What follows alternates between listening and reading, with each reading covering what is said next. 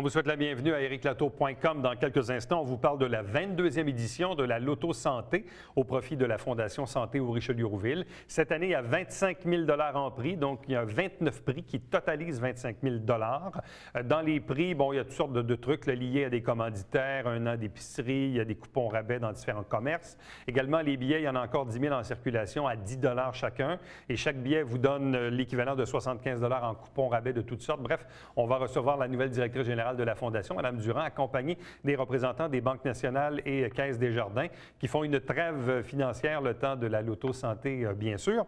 Donc, on va les recevoir pour en parler davantage. J'ai parlé également du projet, un appareil pour la neurologie là, qui est lié donc spécifiquement aux gains qu'on va faire avec la Loto Santé. Mais d'abord, on vous parle d'un événement qui se tient lundi, le 28 avril, dans l'édifice de la rue Laurier, au centre de la rue Laurier, l'École professionnelle des métiers. Vous savez que maintenant, la formation professionnelle est regroupée en 23 métiers, 8 qui sont donnés ici à l'EPM et les autres qui sont donnés du côté de la polyvalente Armand Racicot. Et au cours de cette journée porte ouverte, on va expliquer à partir de 9 h le matin jusqu'à 20 h le soir tous les métiers qui sont offerts dans la région en termes de formation professionnelle. On reçoit à l'instant le directeur, M. Rod Desnoyers.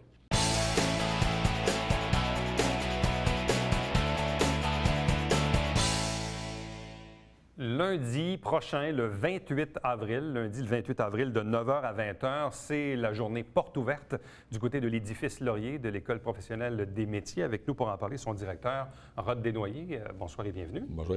C'est un moment important pour vous parce que ça permet de faire découvrir, les lieux, mais faire découvrir aussi les programmes. Surtout, il y a eu un changement de statut chez vous. Auparavant, c'était uniquement l'École des métiers là, sur la rue Laurier. Exact. Mais maintenant, votre direction chapeaute également les métiers qui sont offerts du côté de l'éducation aux adultes, si on veut. C'est pas l'éducation aux adultes. C'est en fait, comment vous l'appelez? C'est la formation professionnelle. C'est la formation professionnelle. Il y a eu une fusion, effectivement, fusion des 2 points de service de formation professionnelle, ce qui fait que maintenant, l'École professionnelle des métiers regroupe 23 programmes de formation qui sont dispensés dans 2 points de service, l'édifice Laurier et l'édifice Normandie, que l'on connaît. Bon, je veux justement faire une parenthèse. Quelle est la différence avec l'École des adultes, qui est aussi dans le bâtiment de Racicot? C'est-à-dire que l'éducation des adultes, dont il y a des cours qui se donnent effectivement au niveau de la bâtisse de Chanoine-Normand-Racicot, est aussi là ce qu'on appelle la relance, qui a d'autres points de service. Ouais. C'est vraiment axé sur les matières académiques que les gens ont besoin pour accéder à des formations supérieures. Donc, c'est relié au secteur académique. C'est sûr que la formation professionnelle et la formation d'éducation des adultes travaillent conjointement parce que pour venir en formation professionnelle, on a besoin d'un minimum de formation académique et souvent, s'il y a des manques, bien, on fait des ponts entre les deux organisations pour permettre justement aux candidats, aux candidates de pouvoir accéder à la formation professionnelle. Donc, vous travaillez en ce moment sur 2 sites, oui. L'édifice Normandie, qui est en fait la polyvalente, oui, et l'édifice cohabite, Laurier, effectivement. Qui est tout près d'ici. Exact. Où, dans le fond, vous offrez 8 programmes à l'École des métiers ici sur Laurier et la balance, une quinzaine du côté de Racicot, c'est ça? Il y a ça. Bien, dans ces programmes-là, on a, exemple, des programmes avec qui on travaille avec une autre commission scolaire au niveau de conduite, transport par camion. C'est avec la commission scolaire des Hautes-Rivières, le CFTR, là, le Centre de formation routier, avec qui on travaille. On offre le DEP, mais on est un intermédiaire là, dans ce service-là. Et on a aussi une formation qui est ce que j'appellerais hors DEP, qui est une formation en massothérapie, qui est en autofinancement. Donc, les gens qui s'inscrivent aux différents modules, aux différents programmes de ce cours-là, doivent payer leur formation. Et c'est une formation qui est en pleine évolution aussi. Bon. Un fait qui est quand même marquant dans l'environnement de la formation professionnelle, c'est qu'il n'y a pas vraiment de moment dans l'année pour s'inscrire. C'est pas comme les gens qui s'en vont au cégep ou à l'université, ou en tout cas surtout au cégep, parce que là, ici, bon, vous faites une porte ouverte à la fin avril. Ouais. Or, il y a déjà une bonne partie des inscriptions en prévision de l'automne, mais vous avez ensuite une autre session. C'est-à-dire que c'est sûr qu'on se donne des échéanciers dans l'année, mais pourquoi une porte ouverte au mois d'avril? C'est pour permettre justement aux indécis de pouvoir faire un dernier choix, de faire un choix éclairé.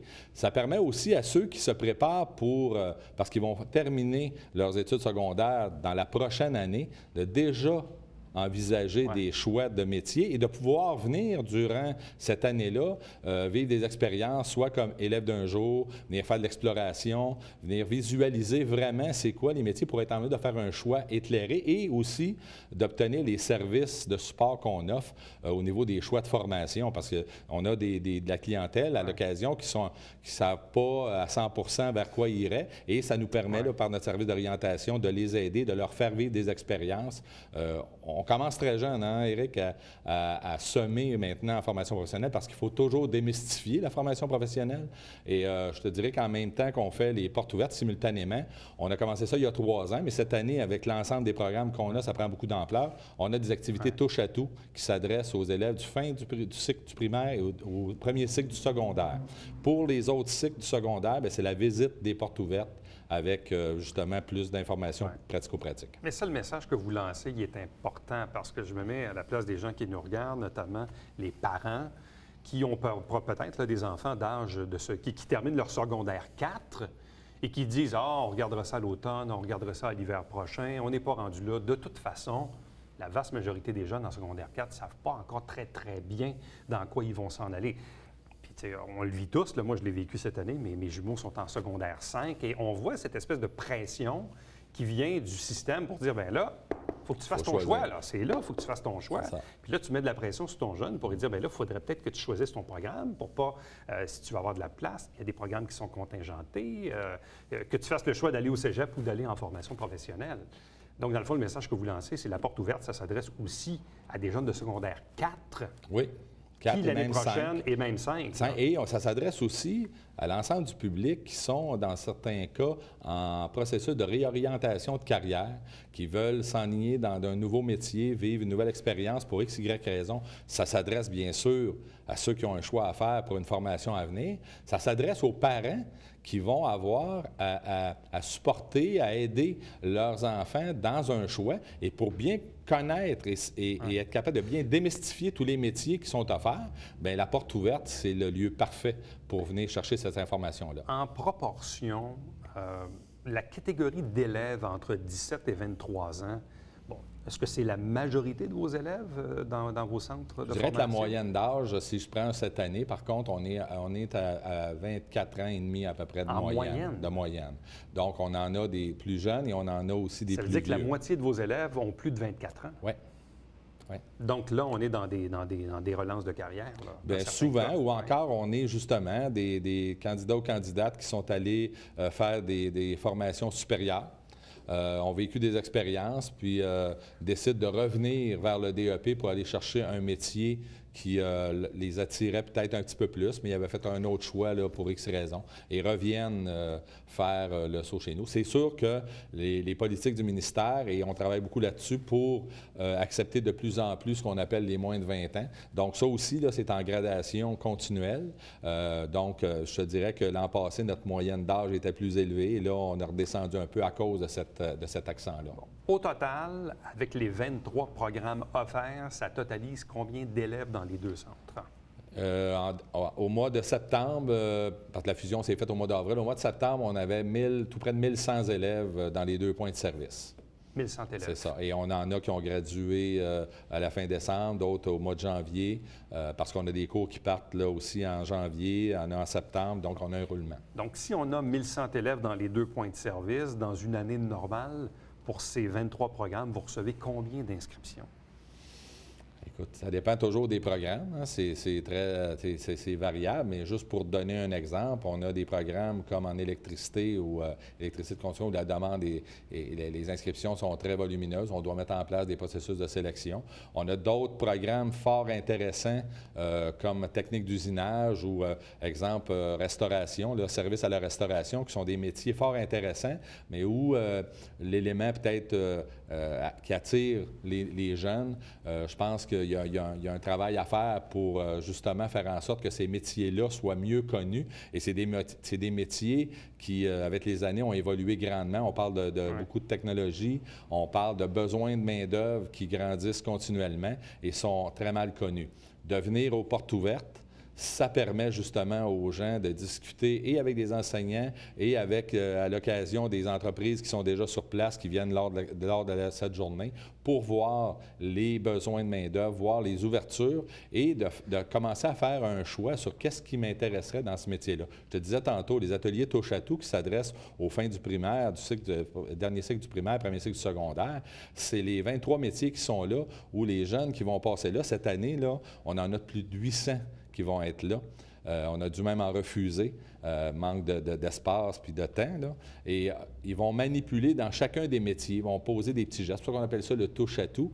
Et ça, c'est un premier geste là, pour les amener à penser formation professionnelle. Dans les 1100 élèves qui fréquentent les 2 points de service, est-ce que majoritairement, ces gens-là proviennent de la desserte de la commission scolaire ou si vous avez quand même des élèves qui viennent d'un peu partout sur la rive sud? Encore une fois, dépendamment des métiers, on en a qui peuvent venir de l'extérieur, mais je dirais qu'on couvre une grande majorité des élèves sur le territoire de notre commission scolaire. Quand même, on couvre un grand territoire là, au niveau de la commission scolaire des Hautes-Rivières.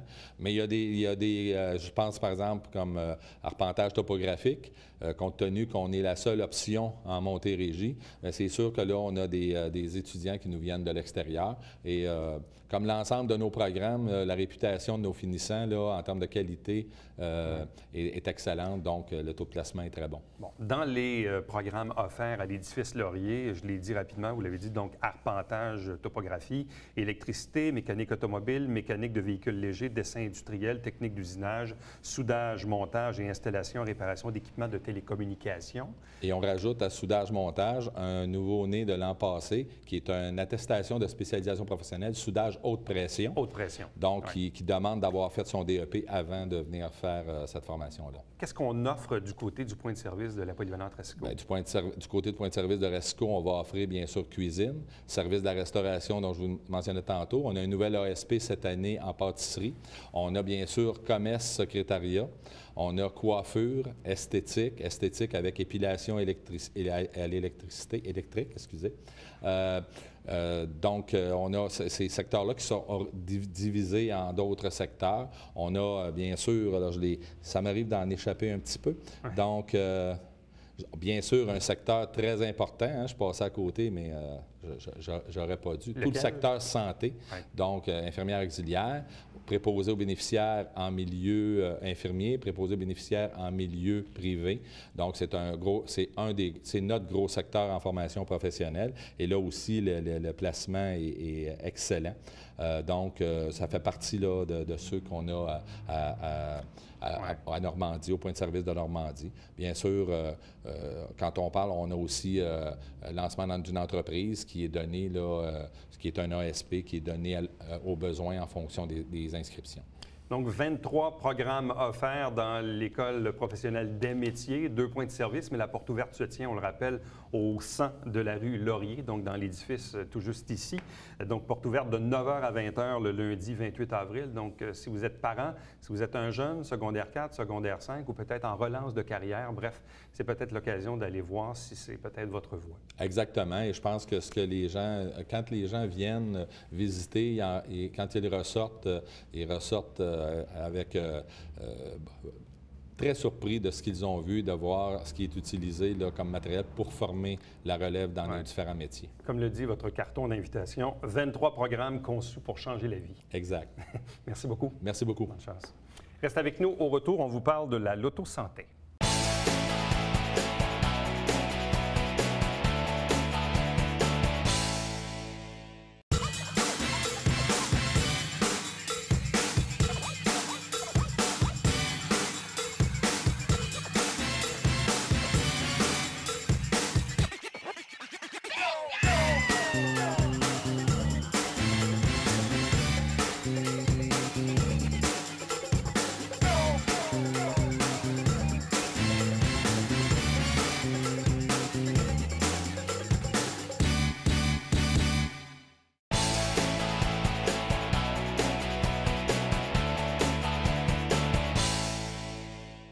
On vous parle maintenant de la 22e édition de la Loto Santé au profit de la Fondation Santé au Richelieu-Rouville. 3 invités pour en parler. D'abord, la nouvelle directrice générale, Suzanne Durand. Bonsoir. Bonsoir. De même que M. Guy Duchesne, qui est directeur de la Banque nationale succursale Iberville. Bonsoir. Bonsoir. De même que Sylvain Lessard, directeur Caisse Desjardins Richelieu Saint-Mathias. Bonsoir et bienvenue. Bonsoir, merci.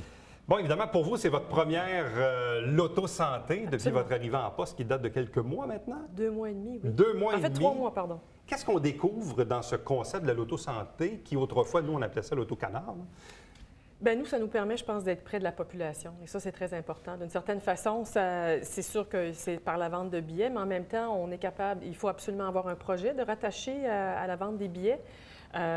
Donc, cette année, par exemple, les fonds recueillis serviront à acheter un appareil, et je vais le lire, le mot, appareil d'électromyographie, par exemple, et c'est dans le service de la neurologie.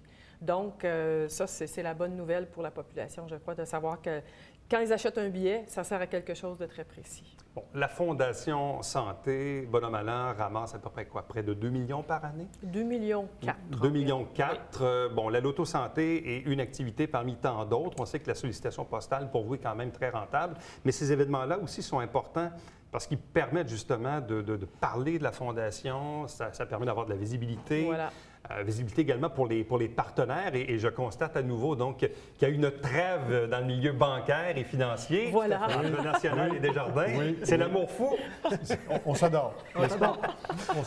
Quelle est l'implication de Banque nationale et de Desjardins dans la présente Loto Santé?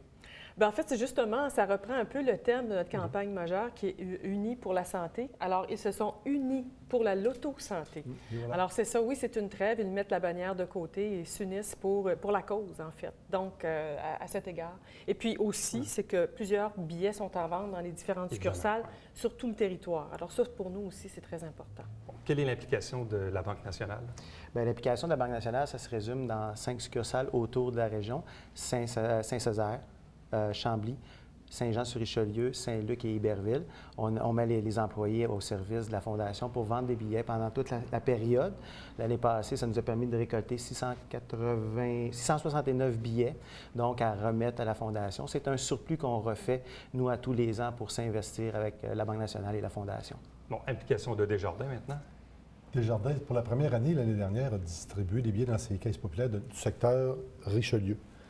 La Fondation était très présente à Iberville, à Saint-Jean, mais pas beaucoup de notre côté. Fait que l'an passé, on est venu me voir pour nous demander, dans votre secteur, pourriez-vous faire un effort particulier? Fait qu'on a vendu 350 billets l'année passée, 354 dans nos 8 succursales d'ici, 8 caisses d'ici, les 3 caisses de notre secteur, 4 Chambly, Richelieu-Saint-Mathias, Marieville-Rougemont, Saint-Césaire. Donc, c'était une première année. Là, on a compris qu'on n'avait pas réussi à suivre le rythme de la Banque nationale. Ce n'est qu'une question de temps. Ce n'est qu'une Et c'est là question qu'on de voit temps. qu'on s'unit pour en vendre plus. Bon, c'est en plein ça. C'est intéressant parce que tout ce volet du territoire, Chambly, Carignan, Saint-Mathias, Richelieu, et même nous, ici, la télé du Richelieu, le territoire qu'on dessert inclut les municipalités que je viens de nommer. Puis d'ailleurs, bon, dans la dernière campagne électorale, on a parlé davantage du comté de Chambly qu'on le faisait dans les dernières années. Votre porte-parole, Philippe Laprise, habite Chambly. Voilà. Ouais. Donc, voilà un autre exemple où on essaie, dans le fond, d'intégrer cette clientèle qui est desservie par le Absolument. C3S. Oui, c'est le but aussi de ça. Puis, en fait, je dirais que l'intention de la Fondation, c'est d'être encore plus présent, de démontrer qu'effectivement, on est là pour toute la population de ce grand territoire. Bon, au total, on a 25 000 en prix, Voilà. répartis donc dans 29 prix. Voilà. Je vais quand même les nommer rapidement. Oui. Pour ce qui est du premier prix, qu'est-ce qu'on a cette année? 5 200 en achat d'épicerie chez Pasquier, donc 52 semaines, faites le calcul. Et puis, bien ça, je pense que quand les gens gagnent ça, ils sont quand même très heureux. Vous voulez que je vous nomme les autres par la suite? Bien, du 2 au 9e prix, on Voilà. parle de... Ça, c'est un exercice de mémoire. C'est un exercice de mémoire. Du 2 au 9e prix, on a une carte cadeau de 500 de chez Jean Coutu. Oui, oui, il faut bien cela. préciser qu'il y en a 2 à Saint-Césaire aussi, puis quelques-unes à Saint-Jean et quelques-unes à Saint-Luc aussi. Du 10 au 15e prix, donc Ouais. 500 en carte cadeau chez Rona l'entrepôt. Exactement. C'est bien ça. Le 16e et le 17e prix, c'est un crédit voyage de 1 500 chez Club Voyage Éden. Voilà. Le 18, 19 et 20e prix, 1 000 de marchandises chez Norac Spa Barbecue Foyer. Du 21 au 23e prix, 1 000 en produits et services chez Bruno Saint-Cyr et Fils. Oui. Mais c'est bon pour mes yeux. Oui. Et du 24 au 29e prix, c'est une carte cadeau de 500 chez l'Aubainerie. Donc ça fait partie des principaux partenaires au niveau des prix. Voilà. Mais aussi, quand on achète un billet, on a, avec chaque billet, il y a un feuillet rabais que l'on appelle, qui a une valeur de 75 $. Donc, c'est un rabais de 20 $, 10 $, 15 $ à différents endroits. Et cette année, je souligne que notre commanditaire de feuillet rabais est Buick. Bon, là, attendez, on va le dire comme il faut, hein, ça vaut la peine. Parce que je le cherche. Racine Chevrolet Buick GMC. Voilà. Bon, alors, c'est un retour pour eux avec la Fondation Santé aussi. Bon, les billets sont toujours en vente au coût de 10 $. 10 $, donc il n'y a pas eu beaucoup d'inflation au cours des ans, donc c'est toujours le même prix. Non, et les ventes vont très bien parce qu'il faut dire d'une part qu'on a mis en ligne dès le départ la vente des billets. Et puis à ce jour, ça fait une semaine qu'on a fait le lancement, puis on est rendu à 1000 billets de vendus en ligne et en papier. Alors, on est très heureux de ça. C'est 10 des billets vendus, 4500 au-delà de ça qui sont en circulation aussi. Et donc, c'est 50 presque des billets qui sont pratiquement vendus. Alors, on veut dire de faire vite. Puis, si vous voulez faire ça très vite, en le faisant en ligne, Boom FM s'est joint à nous, nous donne 104 billets, hein, Boom 104 évidemment. Et puis, quelqu'un qui achète en ligne court la chance de gagner un de ces billets-là en surplus, donc a 2 chances de gagner quelque chose. M. Duchesne, pour vous, quelle est l'importance d'une fondation comme celle de la Fondation Santé dans une communauté comme la nôtre? Écoutez, c'est plusieurs choses. Moi, je demeure à Saint-Luc, ça fait plusieurs années. J'ai des enfants, une fondation, on peut pas tout, le gouvernement ne peut pas tout faire. On a besoin d'une fondation pour aider les gens. Et si on veut se doter d'un bon système et d'avoir des bons instruments, il faut y aller par le cadre d'une fondation. Et des entreprises comme les nôtres, c'est important de s'investir et c'est pour ça qu'on le fait. Puis on a tous des enfants, même si on représente une banque, on a tous des enfants dans nos familles, chacun, et c'est très important. Bon, on le sait, le défi des finances publiques, et on le voit d'élection en élection, hein, la pression, les taux se resserrent, donc les communautés aujourd'hui n'ont plus vraiment le choix de se prendre en main. On ne peut pas toujours attendre après le gouvernement. Non. On est tous là à dire qu'il faut nous donner plus de services et diminuer les taxes. On peut essayer de faire ça ensemble, je ne crois pas qu'on va réussir. Alors, il faut à un moment donné qu'on mette la main à la pâte chacun et qu'on contribue en s'impliquant dans des conseils d'administration, en faisant des levées de fonds, en étant partenaire financier comme la Banque nationale, comme Desjardins. Et moi, je suis à l'autre bout de l'arc-en-ciel. Monsieur parle des enfants. Moi, dans ma famille, j'ai eu de la mortalité. Moi, je suis récent je suis dans la région depuis 5 ou 6 ans. Donc, moi, j'ai bénéficié, oui, on va dire bénéficié des services de l'hôpital.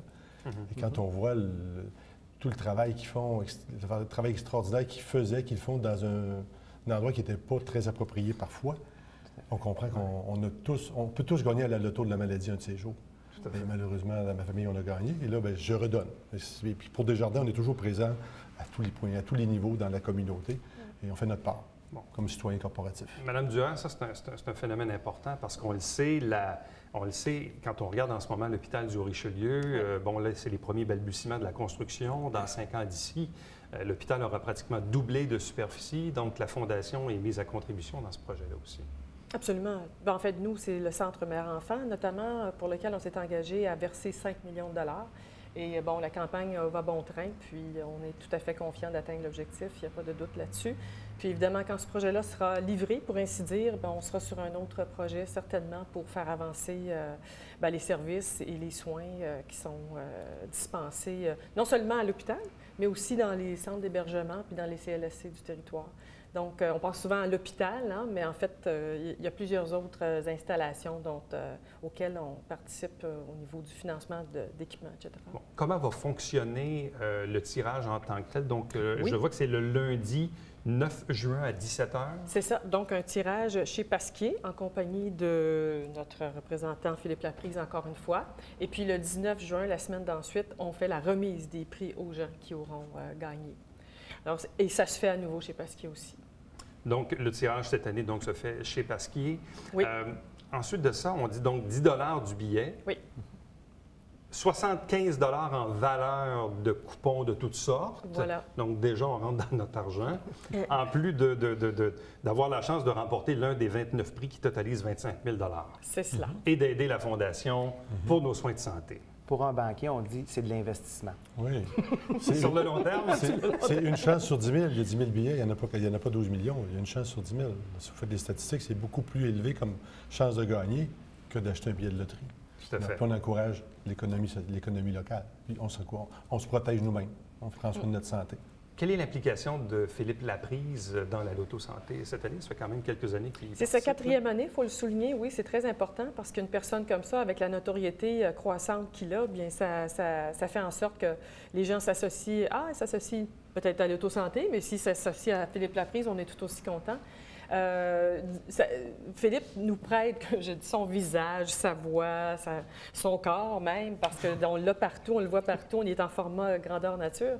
Et puis, lui est avec nous surtout parce qu'il estime que c'est une cause très importante. Sa femme a accouché à l'hôpital aussi. Donc, lui aussi, un peu comme mes amis ici, il a bénéficié des services de l'hôpital. Donc, il est là une fois par année, puis on est très heureux de ça, puis on espère qu'il va rester avec nous longtemps.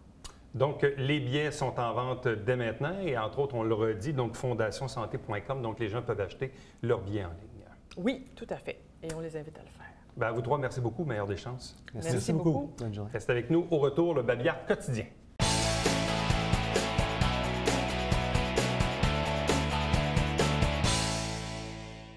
Appel à la mobilisation pour l'opération Grand Nettoyage le dimanche 27 avril de 10h à 13h dans le Vieux-Saint-Jean. C'est organisé par la Société de développement du Vieux-Saint-Jean. Le même jour également, c'est le Jour de la Terre. Il y aura une grande marche qui va partir de l'église Saint-Athanase à Iberville à 13h pour se diriger de l'autre côté jusqu'au Centre culturel Fernand Charest. J'aurai d'ailleurs l'occasion d'être le président d'honneur de cette journée de la Terre, ici dans la région en collaboration avec les retraités de l'enseignement, de même que le mouvement écologique du Haut-Richelieu. À chaque semaine, on vous présente l'émission Saint-Jean sur Richelieu. On vous présente des extraits des travaux du Conseil de ville. Également, tous les dimanches matin, 9h30, c'est le Télébingo avec 3 500 $ en prix, dont la carte pleine à 2 000. Il y a une trentaine de dépositaires dans la région pour acheter vos livrets. Donc, consultez notre site Internet pour obtenir la liste. Et si vous désirez me joindre, tout simplement par courriel, Éric Latour à commercial tvhr9.com. Rendez-vous demain. Bye-bye.